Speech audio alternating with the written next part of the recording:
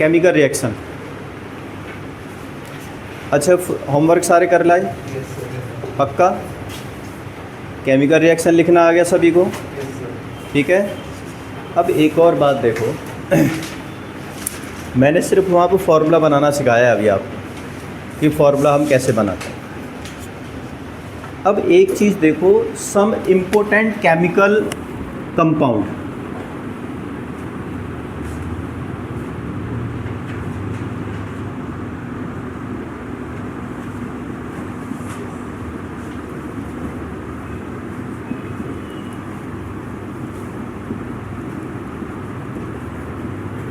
Formula of some important chemical compounds,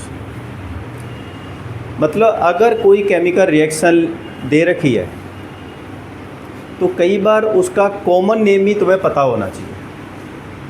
अब common name पता होगा, उसका फॉर्मूला पता होना चाहिए। अब जैसे आपने पढ़ा हुआ है पहले एसिड के बारे में, मिनरल एसिड पता है कौन से होते हैं? दो तरह के एसिड होते हैं आपको, एक मिनरल एसिड होते हैं, एक ऑर्गेनिक एसिड होते हैं। मिनरल एसिड वो होते हैं जो मिनरल से मिलते हैं हमें। सल्फ्यूरिक एसिड पढ़ा है, मिनरल एसिड है। नाइट्रिक एसिड पढ़ा है, मिनरल एसिड है। और हाइड्रोक्लोरिक एसिड पढ़ा है, मिनरल एसिड है। सबके पता है तुम्हें एसिड वगैरह। एसिटिक एसिड पढ़ा है, ये ऑर्गेनिक एसिड है। ऑर्गेनिक एसिड का मतलब क्या होता है कि जो प्लांट और क्या नाम है एनिमल से मिलते हैं उन्हें ऑर्गेनिक एसिड कहते हैं। हम ये डिटेल में पढ़ेंगे, एक चैप्टर दे रखा है कार्बन कंपाउंड, उसमें भी है ऑर्गेनिक एसिड। लेकिन ऑर्गेनिक एसिड होते हैं ज़्यादातर एडिबल एसिड, जैसे टमाटर हो गया, इवन प्याज में भी होता है। ये सिट्रिक एसिड हो गया, इसके अंदर होता है क्या नाम है एक टर्मरिक एसिड होता है, टैमरिंड होती है ना, क्या बोलते हैं, इमली। और एक संतरा, ऑरेंज, ठीक है, इसमें सिट्रिक एसिड होता है, इसमें भी, और नींबू में भी सिट्रिक एसिड होता है। ये सब एडिबल एसिड, इनको कहते हैं ऑर्गेनिक एसिड। इनका फॉर्मूला अलग होता है। वो तो बहुत सारे होते हैं, हज़ारों होते हैं, तो हज़ारों का फॉर्मूला याद नहीं करना, एक दो का फॉर्मूला याद करना है। वो मैं कार्बन कंपाउंड में बताऊंगा कैसे निकालते हैं। लेकिन मेन चीज़ क्या है आपको, अगर कभी कोई केमिकल रिएक्शन हुई है और यहाँ पर मेटल के साथ हम केमिकल रिएक्शन कर रहे हैं, मेटल प्लस मान लो यहाँ कहा जाए हाइड्रोक्लोरिक एसिड है, हाइड्रोक्लोरिक एसिड,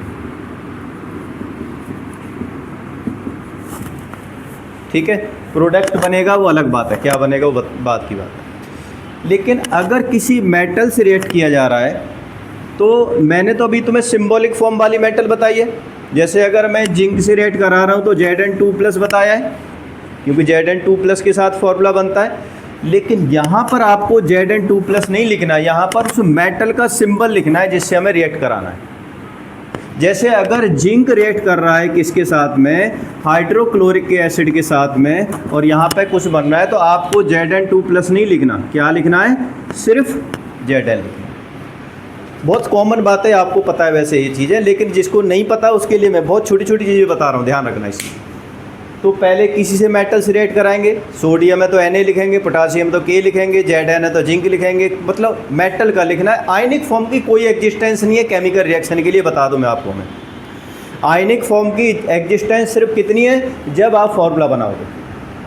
बाकी कहीं किसी भी केमिकल रिएक्शन में आपको आयनिक वाली फॉर्म नहीं दिखानी है, बता दूँ मैं आपको, समझ रहे हो। यहाँ पर कंप्लीट फॉर्मूला लिखा जाएगा और कंप्लीट रिएक्शन लिखी जाएगी। अब ये तो मेटल वाली बात हो गई, सोडियम है तो Na लिख दोगे, पोटासियम है तो K लिख दोगे, Zn है, जिंक है तो जिंक लिख दोगे, मैग्नीशियम है तो Mg लिख दोगे, सारे मेटल वाली फॉर्म आ गई। इसके बाद है कि हम जिस सब्सटेंस से रिएक्ट करा रहे हैं उनका फॉर्मूला तो याद होना चाहिए। भाई सारे तो बनाने नहीं आते, लेकिन कुछ का तो याद होना चाहिए।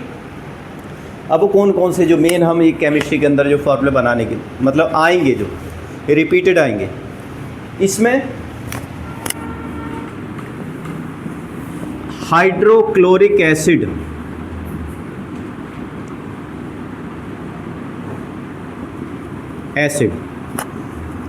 सल्फ्यूरिक एसिड, नाइट्रिक एसिड और एसिटिक एसिड, इन सभी के फॉर्मूले आपको याद होना चाहिए। हाइड्रोक्लोरिक एसिड का क्या होता है, HCl।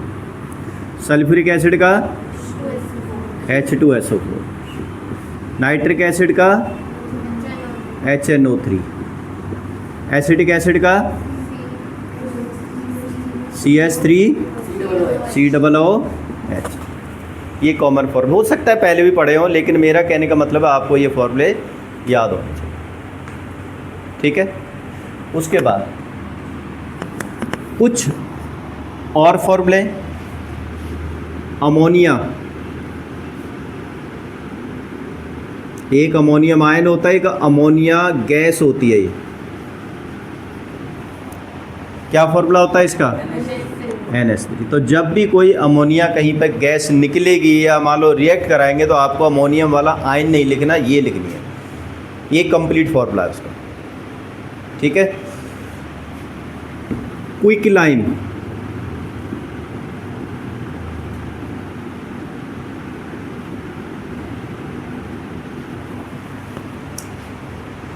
इसे कहते हैं लाइम। वाइट वाश नहीं होती जो हम क्या नाम दीवारों पे करते हैं, समझ रहे हो? एक तो भाई वो होता है तुम्हारा प्लास्टर ऑफ पेरिस होता है, वो नहीं होता, दीवारों पे एक वाइट वाश होती है, ऊपर होती है।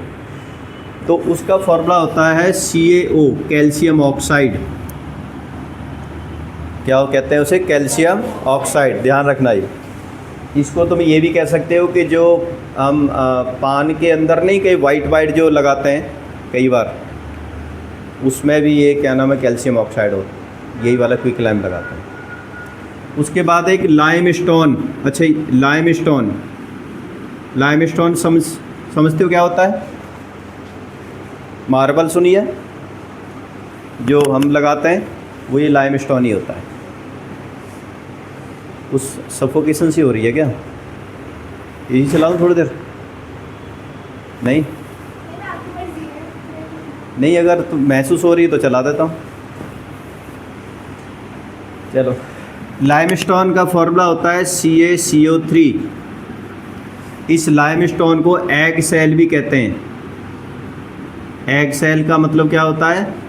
ये जो अंडे का ऊपर वाला वाइट कवर होता है ना, उसे हम कहते हैं एग सेल। तो उसका फॉर्मूला होता है कैल्शियम कार्बोनेट। ये कुछ कॉमन फार्मूले हैं, बाकी फार्मूले तो आप वैसे भी बना सकते हो। कुछ और भी आएंगे, वो अगले वाले चैप्टर में जो कॉमन नेम है वो आ जाएंगे सारे, वो सारे सबको करने की ज़रूरत नहीं आती। कुछ गैसेस हैं, कुछ डाई एटॉमिक गैस हैं।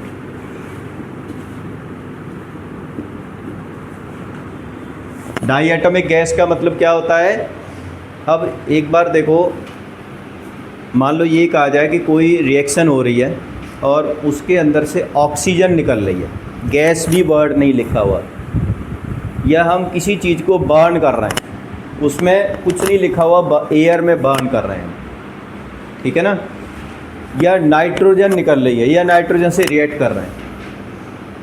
तो जो डाई एटॉमिक गैस होती हैं ये कभी इंडिविजुअल एटम फॉर्म में नहीं मिलती। ऑक्सीजन O फॉर्म में नहीं मिलती कभी। किस फॉर्म में मिलती है? ये O2 फॉर्म में मिलती है।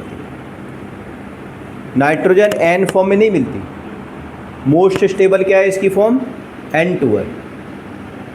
तो अगर कहीं पे भी कोई केमिकल रिएक्शन के अंदर आपको एयर से रिएक्ट करा रहे हैं हम, या एयर में बर्न कर रहे हैं, या नाइट्रोजन से रिएक्ट करा रहे हैं, तो आपको डाई एटॉमिक वाली फॉर्म लिखनी है जो मोस्ट स्टेबल फॉर्म है। कि हमें एटमॉस्फेयर में वो किस फॉर्म में मिलती है? N फॉर्म में नहीं मिलती। किस फॉर्म में मिलती है? वो N2 फॉर्म में मिलती है, ठीक है ना। तो जैसे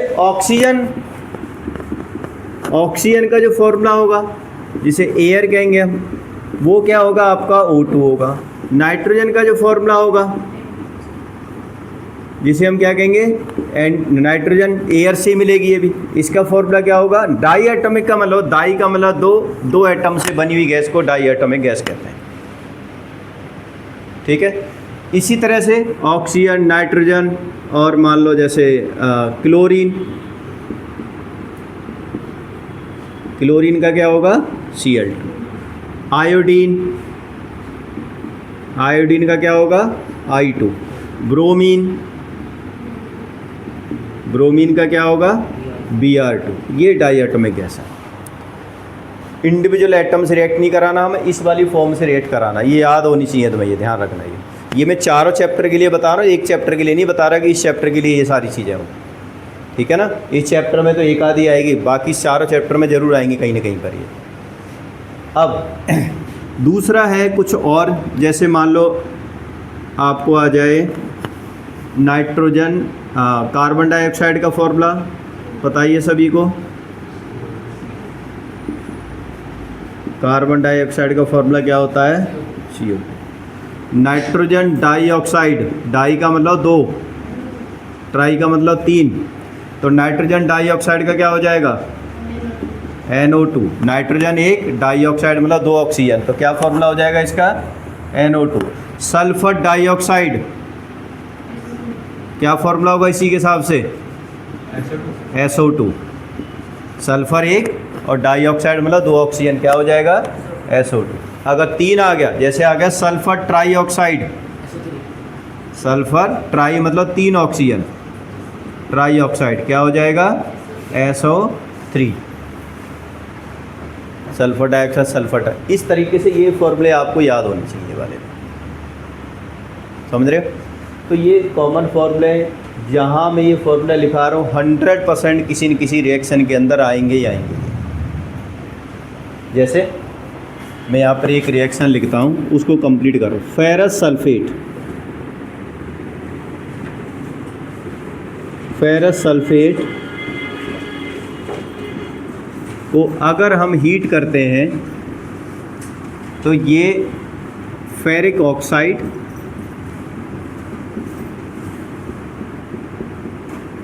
प्लस सल्फर डाइऑक्साइड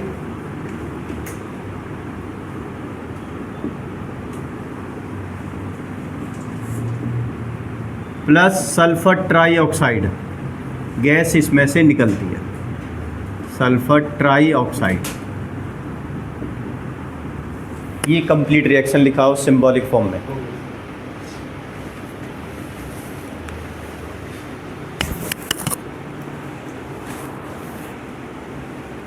आज तो हम रेड पेन से करेंगे अभी। मेरे पास है? मेरे पास है। नहीं है मेरे पास। अच्छा ठीक है।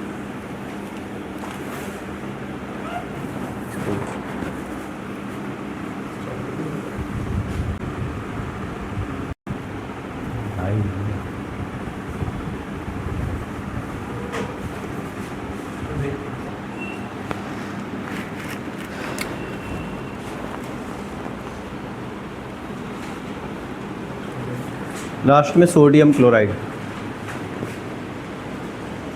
हाँ वेरी गुड, करो।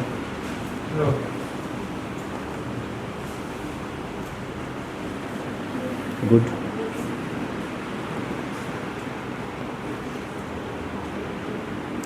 सल्फेट है, सल्फाइट नहीं है।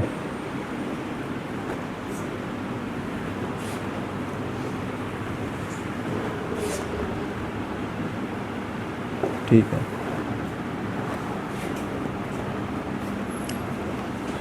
ब्रोमीन नहीं है, बेरियम है, Ba2+।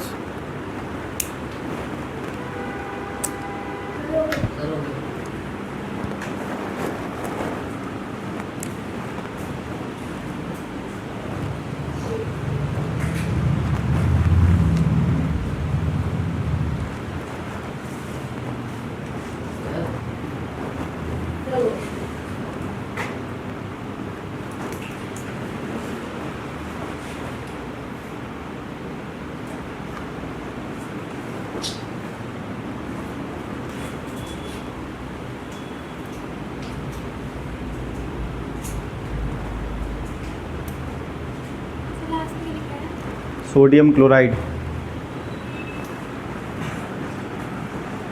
Sodium chloride.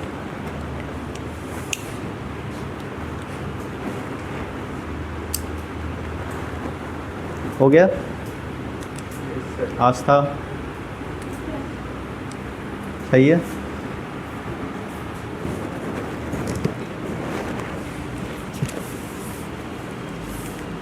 Na2SO4 BaSO4 NaCl 1 होता है ना, Na+ होता है, ठीक है, तो 1 होता है इसका।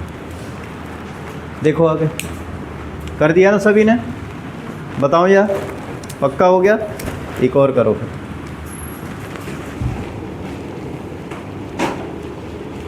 Ammonium chloride, plus barium hydroxide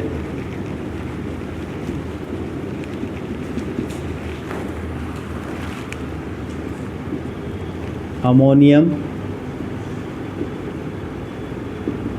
hydroxide plus barium chloride.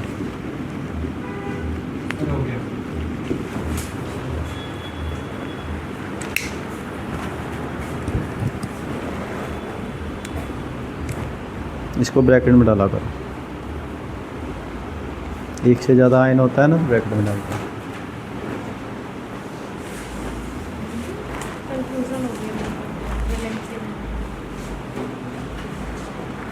ठीक तो है।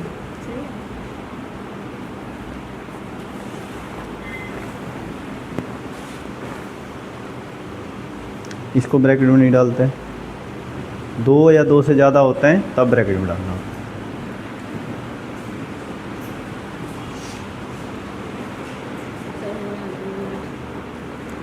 ब्रैकेट में लिया करो जब 2 पॉलीएटॉमिक आयन होते हैं।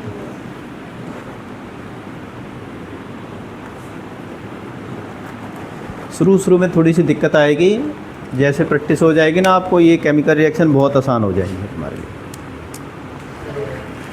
हो गया।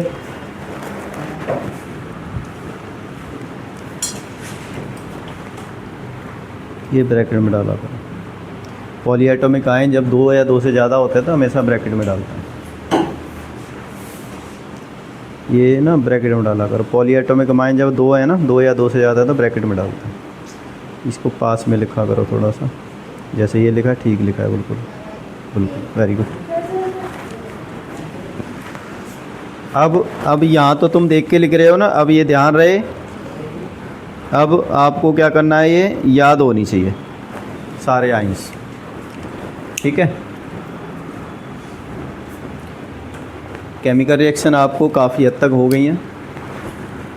अब ये देखो मैंने जितनी भी यहाँ पे केमिकल रिएक्शन लिखाई हैं, जैसे एक और लिखो, चलो मैं एक और लिखा देता हूँ।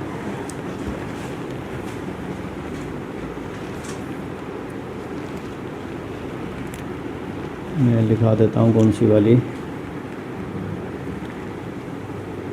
Aluminium plus sulphuric acid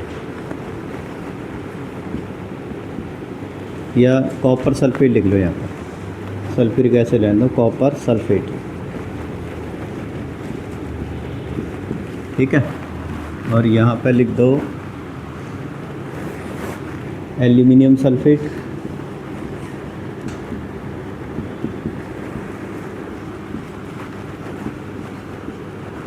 plus में कॉपर।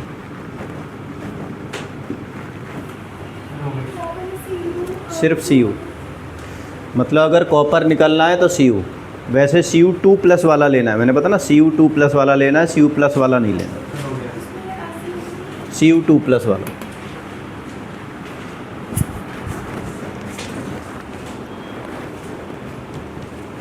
हो गई भी, ठीक है, वेरी गुड।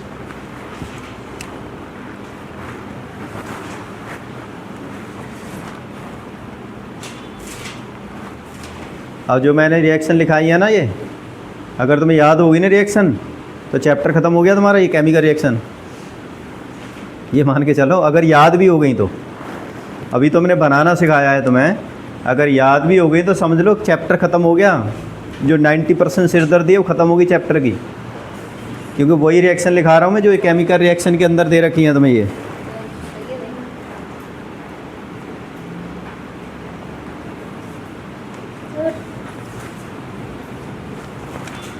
वाह वेरी गुड। ये नहीं लिखते बेटा, मैंने कहा है ना अभी, आयन की कोई यहाँ पर एग्जिस्टेंस नहीं है, ठीक है। और इसका तो फॉर्मूला मैंने सीधा Al लिखा हुआ है, कॉपर सल्फेट Cu2, Cu आएगा, कॉपर है ये, मेटल है ये, और यहाँ पर Al आएगा सिर्फ। नॉन मेटल के लिए होता है वो O2 लगाओ या वो लगाओ, मेटल के लिए सिर्फ सिंबॉलिक फॉर्म आती है, ठीक है। अब आगे आ जाते हैं हम। देखो अब पता है क्या है, आपने गौर किया होगा यहाँ, ये रिएक्शन हो गया, ये रिएक्शन हो गया, ये रिएक्शन हो गई, तीनों में हमें ये तीनों चारों रिएक्शन चैप्टर में पढ़नी है। गौर किया गया आपने, एक्सचेंज हो रहा है, एल्यूमिनियम था ना, इसका आयन इसके साथ आ गया, और कॉपर क्या हो गया, अलग हो गया, एक टाइप ऑफ रिएक्शन बन गई। यहाँ देखो एक्सचेंज हो रहा है, ये टाइप ऑफ रिएक्शन हो गई। यहाँ देखो एक्सचेंज हो रहा है, क्लोराइड आयन यहाँ आ गया, सल्फेट यहाँ आ गया, तो एक पर्टिकुलर टाइप ऑफ रिएक्शन हो गई, दोनों एक जैसी हैं। यहाँ देखो हीट कर रहे थे, सिंगल प्रोडक्ट था, कितने में कन्वर्ट हो गया, 3 प्रोडक्ट बन गए, रिएक्टेंट एक था, कितने कन्वर्ट हो गए, 3 हो गए। तो ये भी एक क्या हो गई, टाइप ऑफ रिएक्शन। तो आपको अब चैप्टर में यही करना है कि भाई जो हमने ये रिएक्शन करी है ना, इनकी टाइप ऑफ रिएक्शन क्या है। अगर हमने फेरस सल्फेट को हीट किया है तो हम क्या ऑब्जर्व करते हैं, ये एक्टिविटी दे रखी है ये, और इसी रिएक्शन के बारे में आपको सब कुछ पता होना चाहिए। कौन सी रिएक्शन है, कौन सी गैस निकलती है, कौन सी बदबू होती है गैस की, कौन सा कलर आता है, बस सिर्फ यही पढ़ना है इसके बारे में, जो हमने यहाँ पर रिएक्शन पढ़ाई है। बस समझ रहे हो, रिएक्शन तो हमने यही करेंगे जो अंदर चैप्टर के अंदर करेंगे, बाकी एक बैलेंसिंग रहेगी, वो बहुत आसान सी है, वो ज़्यादा मुश्किल नहीं है। उसके बाद ये सिर्फ टाइप ऑफ रिएक्शन है। ठीक है, अब हम पहले चैप्टर की स्टार्टिंग कर देते हैं यहाँ से। देखो क्योंकि केमिकल रिएक्शन है ये, तो हमारे आसपास सराउंडिंग के अंदर हम जो भी चीज़ें देखते हैं ना, तो 2 तरह की चीज़ें देखते हैं, जिसे कहते हैं चेंज। चेंज का मतलब क्या होता है कि पहले कोई और था और फिर कोई दूसरे फॉर्म में कन्वर्ट हो गया। ठीक है, 2 तरह की चेंज होती हैं आपकी, एक होती है केमिकल चेंज और एक होती है फिजिकल चेंज। ये आपको पता ही है। केमिकल चेंज, फिजिकल चेंज कौन सी होगी, जो आप पहले ही पढ़ चुके हो इसके बारे में, तो जिसमें कोई नई सब्सटेंस नहीं बनता है, स्टेट चेंज हो जाती है उसकी। कुछ मान लो जैसे वाटर है तो सॉलिड लिक्विड गैस भी हो सकता है, लेकिन रहेगा वाटर। वो कागज़ को फाड़ दो, केमिकल चेंज है। इसके बारे में हमें कुछ पढ़ना नहीं है, हमें मेन किसके बारे में पढ़ना है, केमिकल चेंज के बारे में। केमिकल चेंज कौन सी होगी, जिसमें नए सब्सटेंस बनता है, नई प्रॉपर्टीज़ होती हैं, सब कुछ नए होते हैं। तो हमें कैसे पता चलेगा कि कोई केमिकल रिएक्शन है या नहीं, तो हमें कुछ न कुछ चीज़ें तो ऑब्जर्व करनी पड़ेंगी ना, उसके अंदर कौन सी क्या है। डेली लाइफ में एग्जाम्पल कौन से होते हैं केमिकल चेंज के, नहीं, कुकिंग, डाइजेशन ऑफ फूड, सांस जो बाहर निकालते हैं ना, रेस्पिरेशन, केमिकल चेंज है। रस्टिंग, केमिकल चेंज है। ठीक है, दूध से जब दही बनता है वो भी क्या है आपका, केमिकल चेंज है। कोई चीज़ सड़ जाती है वो भी क्या है आपकी, स्पॉइल हो जाती है ना, वो भी क्या है आपकी, केमिकल चेंज। अगर हम पेपर को बर्न करेंगे तो कौन सी है ये, केमिकल चेंज। ये सारी केमिकल। एक एक्टिविटी दे रखी है आपको, ये है मैग्नीशियम रिबन की। ग्रे कलर का मेटल होता है मैग्नीशियम, सॉफ्ट मेटल होता है, अगर ऐसे तोड़ोगे तो टूट जाएगा। जनरली मेटल वैसे टूटते नहीं है, लेकिन इतना भी सॉफ्ट नहीं होता। लेकिन ऐसा है कि जैसे मोड़ोगे तोड़ोगे हाथ से टूट। जैसे एल्यूमिनियम की एक छोटी सी फॉइल ले लो, मोटी सी फॉइल ले लो, उसको तोड़ना बड़ा मुश्किल होता है, लेकिन ये मैग्नीशियम की टूट जाती है कई बार। स्कूल में एक्सपेरिमेंट देखा किया है एल्यूमिनियम का, उसका मैग्नीशियम रिबन का, नहीं किया। मैग्नीशियम रिबन अगर हम इस मैग्नीशियम रिबन को जलाते हैं,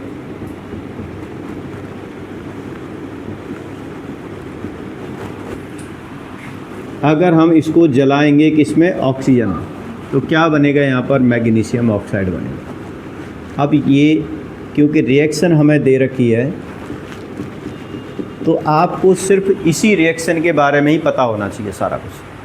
अब क्या क्या है, पहली बात, क्योंकि ये रिएक्शन हमें केमिकल उसमें दे रखी है, तो हम तो ये मान के चलेंगे ना, पेपर सेट करने वाला ये मान के चलता है कि भाई आपने सब कुछ लाइव किया हुआ है वहाँ पर। मैग्नीशियम एक रिएक्टिव मेटल होता है, बाकी मेटल से थोड़ा ज़्यादा रिएक्टिव होता है। अगर इसको हवा में रख दोगे तो ऊपर ये एयर के साथ में बड़ा जल्दी क्या नाम रिएक्ट करके एक ऊपर लेयर बन जाती है, कार्बन डाइऑक्साइड की भी होती है, वो एयर की भी लेयर होती है, इसे मैग्नीशियम ऑक्साइड या मैग्नीशियम कार्बोनेट कहते हैं। ये ऐसे ही जैसे आपने देखो ना, ये एल्यूमिनियम के दरवाजे होते हैं ना, जैसे वो देखो खिड़की के दरवाजे होते हैं, क्या जब हम इसको ऐसे लेके आए थे इसी कलर में था? ये नहीं था, एकदम चमकता हुआ दरवाजा था, मतलब एकदम शाइनिंग वाला, मेटल पर शाइनिंग आ रही, लेकिन अब डल हो गया। क्यों डल हो गया? क्योंकि ये ऑक्सीजन के रिएक्ट करके इसके ऊपर एक लेयर बन गई है, कौन सी वाली? Aluminium oxide. उस लेयर को क्या कहते हैं? एल्यूमिनियम। इसलिए जितने भी रिएक्टिव मेटल होते हैं, जैसे आपका मैग्नीशियम हो गया, कैल्शियम हो गया, जिंक हो गया, एल्यूमिनियम हो गया, इन सब के ऊपर एक ऑक्साइड लेयर बन जाती है। मैग्नीशियम के ऊपर भी ऑक्साइड लेयर हो गई। तो अगर आप इसको जलाओगे ना तो ये बड़े आसानी से नहीं जलेगा। इसलिए अगर हम इसको स्मूथली जलाना चाहते हैं इस मैग्नीशियम रिबन को, तो पहले सैंड पेपर लेते हैं और सैंड पेपर से इसको ऐसे रब करेंगे हम।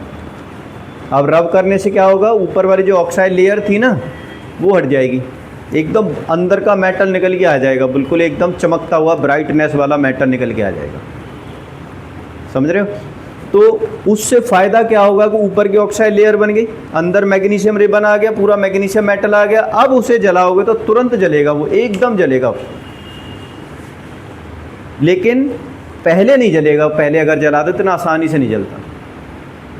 अब यहाँ पर क्वेश्चन क्या बनता है इस वाले कि वाई डू वी रब magnesium ribbon before burning it? मैंने कहा ना, जो जो एक्टिविटी के अंदर दे रखी है उस सब के बारे में आपको पता होना चाहिए। हम मैग्नीशियम रिबन को सैंड पेपर से क्लीन क्यों करते हैं? आंसर क्या होगा? To remove the oxide layer so that it burn smoothly easily. बस ये आंसर हो गया, यहाँ तक आंसर हो गया। अब इसके अंदर हम क्या ऑब्जर्व करते हैं? आप जब मैग्नीशियम जैसे ही जलेगा तो इसके अंदर से डैजलिंग फ्लेम आएगी। आपको डैजलिंग फ्लेम का मतलब पता है? फुलझड़ी जलाई है, जलाई है ना, कैसी स्पार्कलिंग फ्लेम आती है ना, उस तरह की फ्लेम इसमें भी निकलेगी। ठीक है? ऊपर मैग्नीशियम पाउडर होता है, उसके ऊपर भी कई बार तो क्या होता है, बहुत देर तक जलाना होता है। सल्फर पाउडर, मैग्नीशियम, कुछ इस तरह का पाउडर होता है उसके अंदर भी, तो बहुत देर तक हमें जलाते रहना होता है, तब वो आग पकड़ती है। माचिस की तिल्ली से तो जलेगी भी नहीं वो, मोमबत्ती के अंदर काफ़ी देर तक रखना पड़ेगा, तब क्या नाम है वो, समझ रहे हो? क्योंकि उसके अंदर भी मैग्नीशियम ऑक्साइड की लेयर जमा हो जाती है, तो कहीं ना कहीं उसको हीट होने में टाइम लगता है। तो ये स्पार्कलिंग फ्लेम प्रोड्यूस होगी, डैजलिंग फ्लेम प्रोड्यूस होगी। तो what do we observe? We observe a dazzling flame. क्या ऑब्जर्व करेंगे इसमें? Dazzling flame. ये सारे क्वेश्चन मैंने दे रखे हैं एक्टिविटी के अंदर, ध्यान रखना। ये मैंने मतलब क्या नाम डाल रखा है, उसके अंदर देखोगे एक्टिविटी दे रखी है, नीचे क्वेश्चन दे रखे हैं। एनसीईआरटी में नहीं है, ध्यान रखना। एनसीईआरटी में सिर्फ ये लिखा है व्हाट डू वी ऑब्जर्व, कुछ नहीं लिखा उसमें। तो इसमें दो चीज़ पता चल गई। अब उसका कलर क्या होगा? अब आपको पता है, अगर ये मैग्नीशियम रिबन है जलाएंगे तो वाइट पाउडर गिरता जाएगा इसके अंदर से, grey powder, sorry grey type का पाउडर, वाइट ग्रे, ठीक है ना। और फिर लिखा होगा right the chemical reaction. Chemical reaction क्या होगी इसकी? मैग्नीशियम रिबन का फॉर्मूला क्या लिखेंगे? Mg, सिर्फ Mg। रिबन, मैग्नीशियम रिबन मतलब मेटल है, ये मेटल से रिएक्ट करा रहे हैं।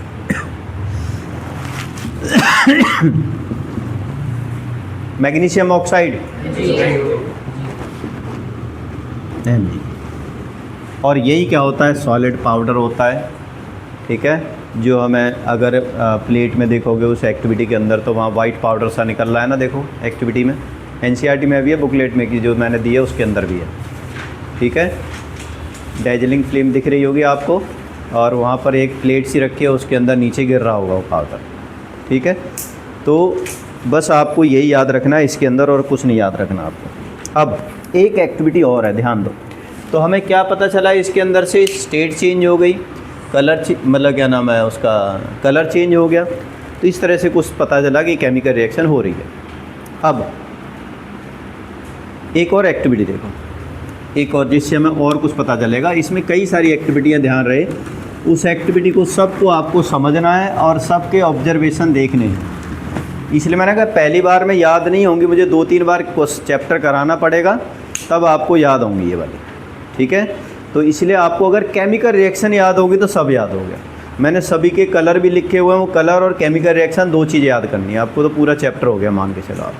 देखो एक क्या है कि हमने एक ये ग्लास का फ्लास्क लिया है, यहाँ पर हमने रबर कॉक डाल दी इसके अंदर, और इसके अंदर एक टेस्ट ट्यूब लिया डाल दिया, 2 टेस्ट ट्यूब डाली हमने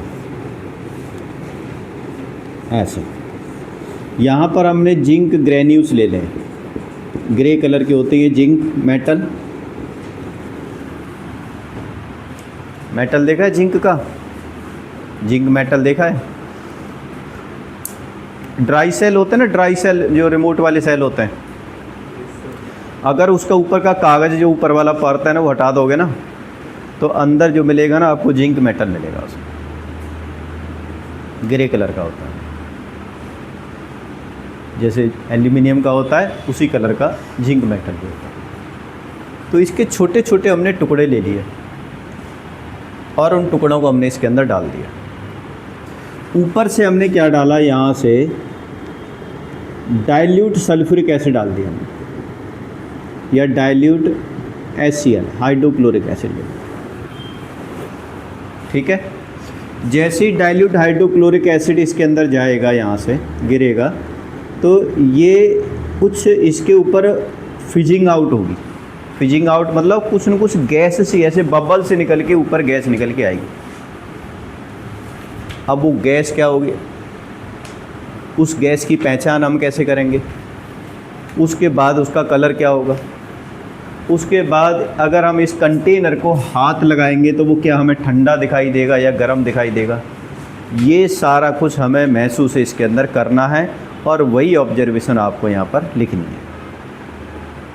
क्या हो सकता है, देखो जिंक हमने क्या लिया, मेटल लिया, हाइड्रोक्लोरिक एसिड उसके अंदर डाला,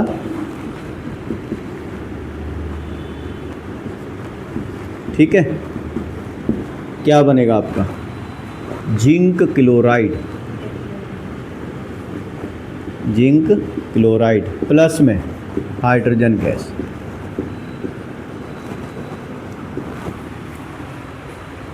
अब जो गैस निकली है इसकी हम पहचान कैसे करेंगे, फिजिंग आउट होगी, फिजिंग आउट से यहाँ से गैस निकलेगी, उस गैस को बाहर लेके आएंगे। अब ये जो बाहर गैस निकलेगी ये कलरलेस गैस होगी, हमें नहीं पता चलेगा कौन सी गैस निकल रही है।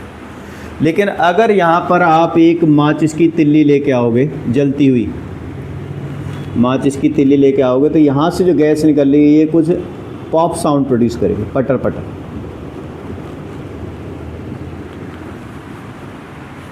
पट पट पट पट, इस तरह से हमें साउंड सुनाई देगी। और सिर्फ एक ही गैस है जो इस तरह से जलती है, कौन सी गैस होती है वो, हाइड्रोजन। ये इसका फीचर्स है, किसी भी गैस का इस तरह का फीचर्स नहीं होता है कि जो पटर साउंड करके इस तरह से चले। लेकिन ये हाइड्रोजन गैस अगर वहाँ पर पॉप साउंड होती है, पॉप साउंड कहते हैं, अगर इस तरह से हमें वहाँ पर बर्निंग इफेक्ट दिख रहा है तो इसका मतलब हाइड्रोजन गैस उसके अंदर से निकली है।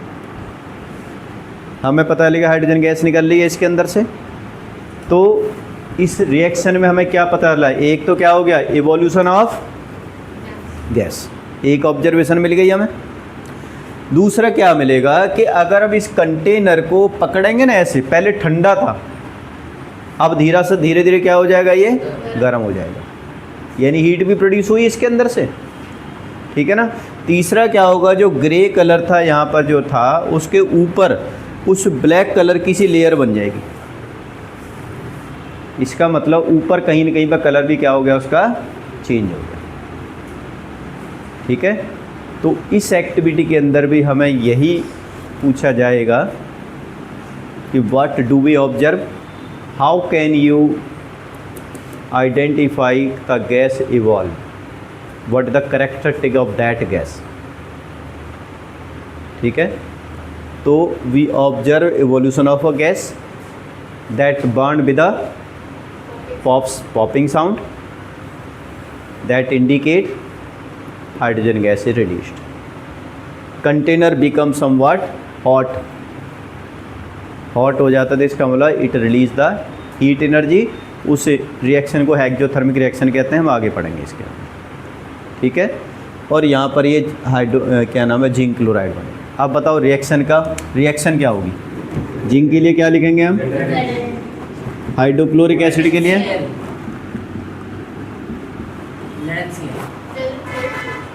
Zn, देखो Zn2+ हो गया, Cl- हो गया, ZnCl2। ध्यान रखना, इसीलिए मैंने तुम्हें क्या नाम है वो याद कराए हैं जो पीछे, उनका यूटिलाइजेशन यहाँ पर है, क्योंकि जो मैंने केमिकल रिएक्शन वहाँ लिखाई है वही रिएक्शन यहाँ आएंगे, और इससे ज़्यादा करनी भी नहीं है आपको, ठीक है ना। यही करनी है, यही केमिकल रिएक्शन होगी, चैप्टर हो गया आपका। भूल जाओगे बाकी सारी रिएक्शन को करना, ठीक है। क्या बनेगा, ZnCl2 और प्लस में हाइड्रोजन गैस, ठीक है। इस तरह की हमें यहाँ पर रिएक्शन। एक और देखो, एक एक्टिविटी और है, 3 एक्टिविटी के बाद हम इसमें देखेंगे कि भाई हमें कैसे पता चलेगा कि केमिकल रिएक्शन हुई है या नहीं हुई। वो कौन कौन सी ऑब्जर्वेशन है which tell us whether the chemical reaction take place और नॉट टेक प्लेस। अब एक एक्टिविटी और है, ये शायद दूसरी एक्टिविटी है, एक तीसरी एक्टिविटी है। देखो क्या है, हमने क्या किया, एक टेस्ट ट्यूब ये ले ली और एक टेस्ट ट्यूब ये ले ली, 2 टेस्ट ट्यूब ली हमने, ठीक है। इसके अंदर हमने ले लिया लेड नाइट्रेट। फॉर्मूला ध्यान रखना, मैंने लिखाया हुआ है लेड नाइट्रेट का। और इस टेस्ट ट्यूब के अंदर ले लिया मैंने पोटासियम आयोडाइड,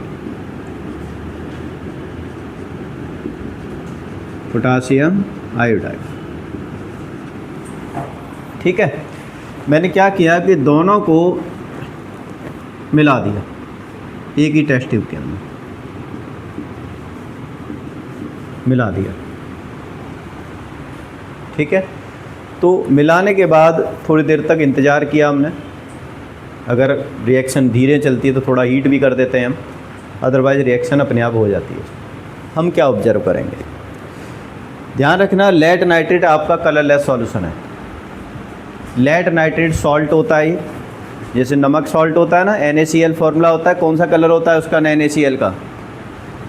नमक का कौन सा होता है, वाइट होता है ना, लेकिन पानी में डालने पर क्या हो जाएगा, वो कलरलेस हो जाएगा ना, कोई कलर नहीं होगा, पानी जैसा ही कलर बन जाएगा। ऐसे यहाँ पर होता है, ये लेड नाइट्रेट वाइट होता है सॉलिड फॉर्म में, लेकिन पानी में मिला दोगे तो क्या बन जाएगा, ये कलरलेस बन जाएगा, नमक की तरह से। ऐसे ही पोटासियम आयोडाइड भी वाइट होता है, लेकिन अगर हम पानी में मिला देंगे तो क्या कहेंगे, इसे कलरलेस सॉल्यूशन। अब जब भी कोई सॉल्यूशन वाटर में मिला के बनाया जाता है, solution in water is called aqueous solution. शायद कभी पढ़ा हो तुमने, क्या कहेंगे, aqueous solution. Solution in water is called aqueous solution. और मैं बताऊंगा अभी आगे इसकी कंडीशन कौन कौन सी होती हैं, लेकिन यहाँ पर थोड़ा सा याद रख लो, aqueous solution, solution in water, solution water AQ ऐसे लिख देते हैं हम ब्रैकेट में, AQ मतलब वाटर में सॉल्यूशन बनाया गया। तो अब देखो क्या ऑब्जर्व करेंगे, यहाँ पर हम देखेंगे इस सॉल्यूशन में, इस रिएक्शन में धीरे धीरे धीरे धीरे इसके बॉटम के अंदर ना एक येलोविश लेयर बनती जा रही है। अब वो येलोविश लेयर किसकी होगी, वो होगी आपकी लेड आयोडाइड, लेड आयोडाइड। अब उसकी रिएक्शन क्या होगी, यहाँ पे देखो, हमने क्या किया था, लेड नाइट्रेट लिया, ये मैं पहले रिएक्शन लिखा चुका हूँ, ध्यान हो तुम्हें। लेड नाइट्रेट लिया, पोटासियम आयोडाइड लिया,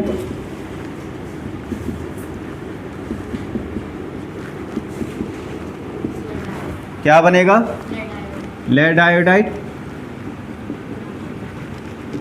और पोटासियम नाइट्रेट। अब देखो पता चलेगी ना, मैंने पहले रिएक्शन लिखा दी तो आपको याद भी हो जाएगी ये, पोटासियम नाइट्रेट।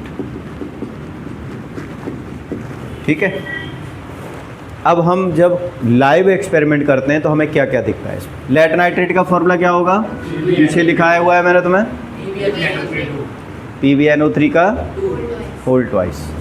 आस्था समझ में आ रहा नहीं आ रहा, पक्का। पोटासियम आयोडाइड का KI, ये मैंने पूरा फॉर्मूला लिखाया हुआ। ध्यान रखना, जो जो केमिकल रिएक्शन लिखाई हैं वही केमिकल रिएक्शन यहाँ आएंगे और यही याद करनी है आपको। ठीक है, बस अब टाइप ऑफ रिएक्शन आगे हम कराएंगे इसके लिए, क्योंकि अब यहाँ भी आएगी, आगे भी आएगी ये रिएक्शन। जो मैंने यहाँ रिएक्शन लिखा रहा हूँ ना, ये आगे टाइप ऑफ रिएक्शन में भी आएंगी ये सारी, सेम बिल्कुल बिल्कुल, एक भी अलग नहीं। लेड आयोडाइड PbI2, क्योंकि Pb2+ होता है, I- होता है, तो 2 1, तो क्या बन जाएगा PbI। इसका फॉर्मूला KNO3, पोटासियम आयोडाइड। यहाँ पर ये सॉलिड होगा और यहाँ पर एक्वस हो जाएगा, और यहाँ पर हमने वाटर के अंदर डिजोल्व किया था तो एक्वस होगा, ये भी वाटर के अंदर डिजोल्व किया था तो एक्वस होगा। इस तरह से फिजिकल स्टेट हम लिख देते हैं। अब देखो, ये जो लेड आयोडाइड है ना, यही कौन सा कलर होगा आपका, येलो कलर का, प्रेसिपिटेट कहते हैं हम। प्रेसिपिटेट का मतलब क्या होता है कि जब कभी भी कोई एक सब्सटेंस सेटल डाउन हो जाता है, जैसे मिट्टी पानी के अंदर डिजोल्व करोगे तो नीचे बैठ जाती है ना, ऐसे ही यहाँ पर एक substance, one of the substance is settle down at the bottom, then it is called precipitated reaction. ये बताऊंगा मैं आगे, अभी ज़्यादा करने की ज़रूरत नहीं है, मैं आगे बताऊंगा इसको।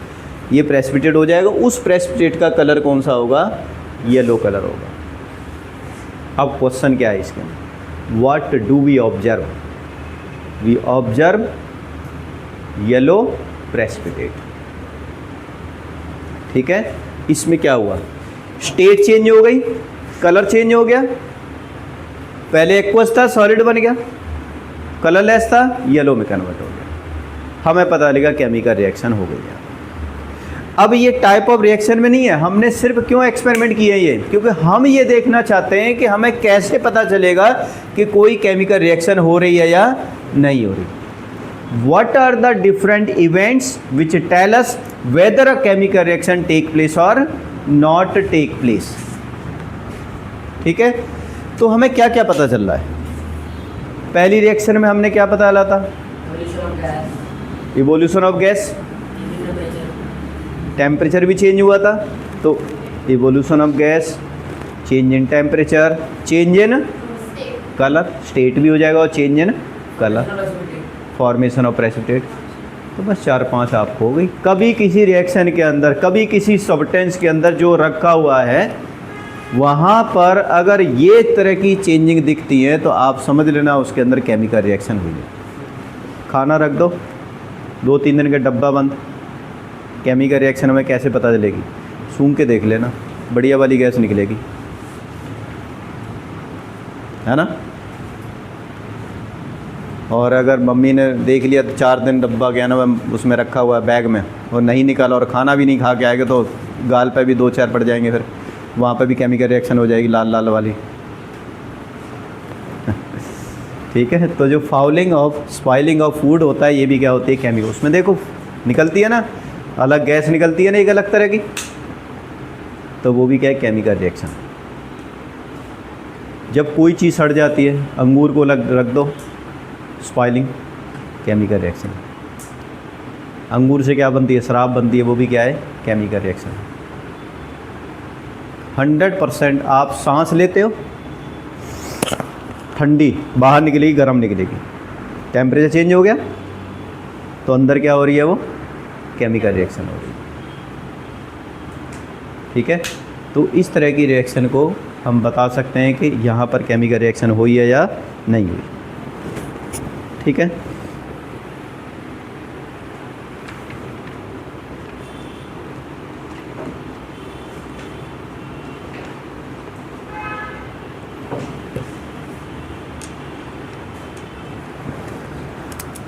समझ में आ गया। तो अब आपको ये तीनों रिएक्शन लिखवाऊंगा मैं अगली बार, याद करके आनी है तीनों रिएक्शन, याद करनी है तीनों रिएक्शन आप ये, ठीक है। ये जो 3 रिएक्शन लिखाई है ना, मैग्नीशियम वाली, जिंक वाली और एक ये वाली, मैं कोई वो नहीं दूंगा, कोई कुछ नहीं दूंगा, मैं बस याद कर लें। 3 एक्टिविटी दे रखी है ना इसके अंदर, वो तीनों एक्टिविटी आपको याद करनी है। शुरू के उसमें दे रखी है ना, व्हाट डू वी ऑब्जर्व वगैरह सारा कुछ एक्टिविटी के नीचे आंसर दे रखे हैं। बुकलेट जो मैंने दी थी ना, ये वाली तुम्हें मिली है ना, साइंस की मिली है, साइंस की नहीं मिली, ये दे।